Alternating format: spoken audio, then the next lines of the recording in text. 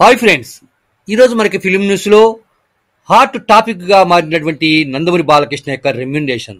ఇప్పటికే నందమూరి బాలకృష్ణ నాలుగు చిత్రాలను హిట్ కొట్టేసి రికార్డులను తిరగరాశారు. ఇప్పుడు నందమూరి బాలకృష్ణ నటించబోతున్నటువంటి జైలర్ 2 చిత్రంలో నందమూరి బాలకృష్ణ గెస్ట్ రోల్ నటిస్తున్నారా లేక కీ రోల్ పోషిస్తున్నారా, అసలు ఆయన రెమ్యునరేషన్ అంతా అనే దానిపై గత కొన్ని రోజులుగా అభిమానులు ఊహాగానాలు వైరల్ అవుతున్నాయి సోషల్ మీడియాలో.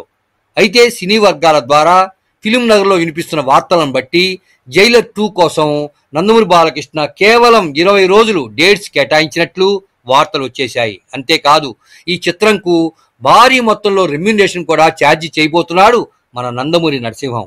అంటే కేవలం ఒక రోజుకి 2.5 అంటే 2.5 కోట్ల చొప్పున 20 రోజులకు గాను దాదాపు 50 కోట్లు పారితోషికం అందుకోబోతున్నట్లు వార్తలు వచ్చేశాయి. అదే నిజమైతే ఇది నందమూరి బాలకృష్ణ కెరియర్లోనే అత్యధికమని చెప్పేయచ్చు.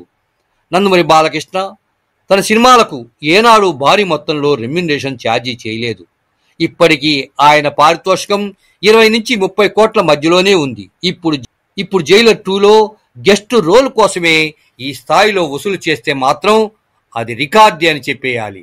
రోజుకి 2.5 కోట్ల రూపాయల చొప్పున 20 రోజులకు గాను దాదాపు 50 కోట్ల పారితోషికం తీసుకోబోతున్నట్లు వార్తలు చేస్తున్నాయి. ఇది నందమూరి బాలకృష్ణ చరిత్రలోనే ఇది రికార్డ్ అని చెప్పేయాలి.